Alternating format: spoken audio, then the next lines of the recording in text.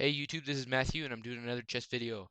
Um, Today we're gonna go over a game I had that I was playing against an opponent. He was rated 1648, and that is pretty good in my opinion.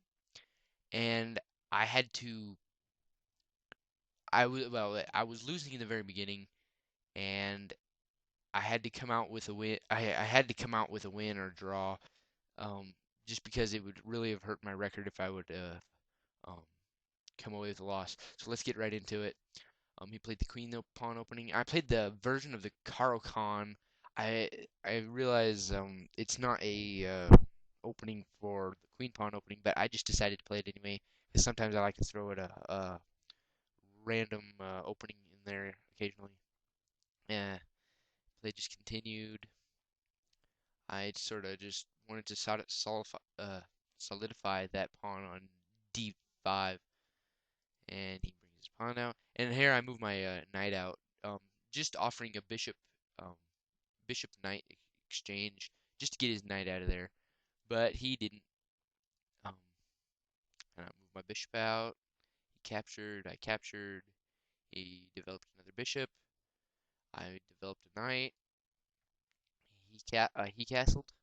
I captured the knight because I just whenever you're playing against a better player, you always want to just simplify the position.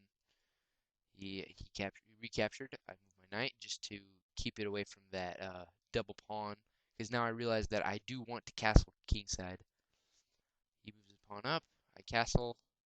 He moves his pawn up, and this is what he does is it weakens his kingside, but he's not in any real threat because only one of my minor pieces is over there. And I decided to move my knight there, and it could have ended up more badly than it did. Um,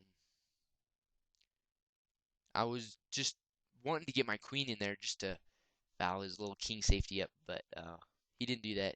He moved his king over, and this was probably a very good move, just because it doesn't allow me to do anything. Like even if I capture this, then his queen can come out and he could have extra king safety. Um, it's a pretty good move. It doesn't allow me to check with this move either. That would be a pretty good move for me later on. So like I said, I was trying to simplify the situation. So I decided to go up with a pawn trade, and he made a very good move. He moved his bishop to g6, or no, g5, and it attacks my queen and it attacks my knight, and I can't take with my queen because of his knight. And if his king would have been on here like we were talking about earlier, then I could have captured and he would have been in check and he would have to move his king. But since his king is no longer there, I cannot capture this knight. And that's probably what he had in mind from the beginning. Um, but I was about to resign from this position, but I found a pretty good move, and that was just pawn up, and then after he captured, I moved my pawn up, forking the bishop and the knight, and it it does. I do end up losing a pawn, but it's a much better position than if I would have just given up. Uh, as you can see, it's I have a dangling pawn right here, and I'm attacking this pawn with my bishop. So I was hoping to gain that back, and I'm attacking the knight. Um, and he moved it back, and from right here, I can't take this pawn because of his queen, and now he's still attacking this pawn right here. So I decided to move my queen up, and I think this is a very good move in my position, just because it threatens a lot, or not a lot, but it threatens moving this pawn up, discovered check, and then capturing the knight. And it gives me a very good diagonal here. It gives me whatever you call this, a rank.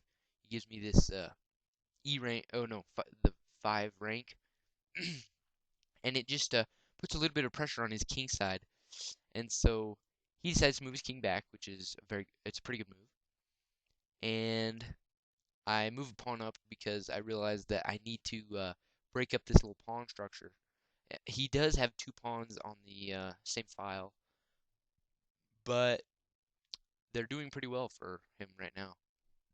Um, they're both attacking the center of the board, and they're both this pawn's providing a defender to this one, and this one's providing a defender to that one. So he has a very good pawn structure in the middle.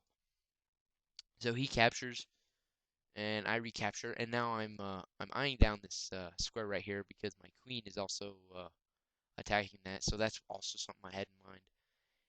And from this position, my opponent played this move right here. And from this position, I decide not to capture this right here. And I don't really know why at this moment. Maybe from my next few moves, you'll be able to see.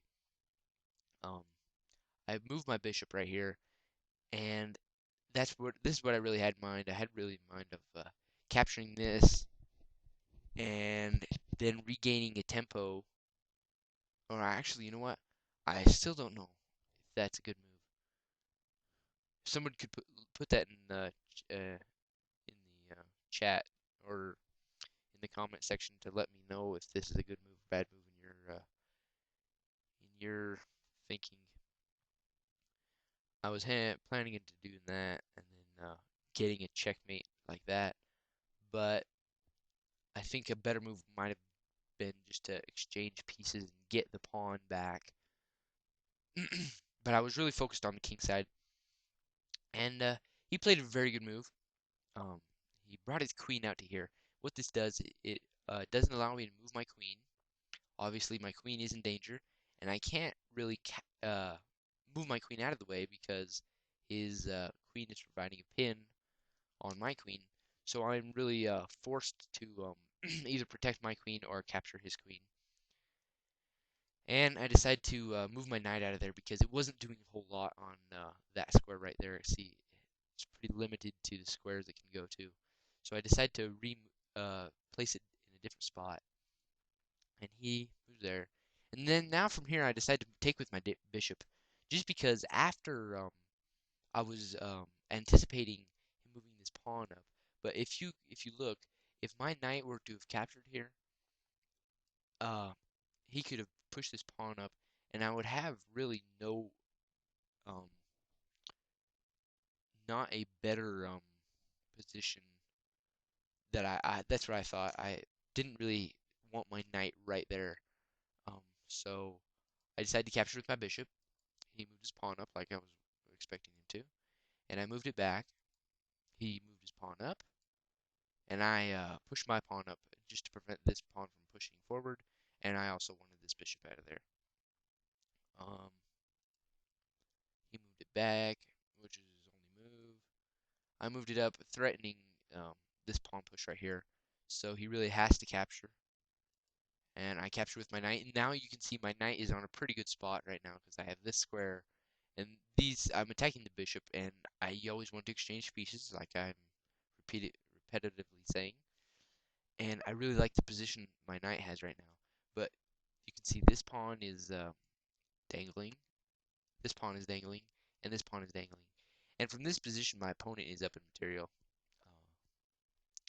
So he captures the pawn.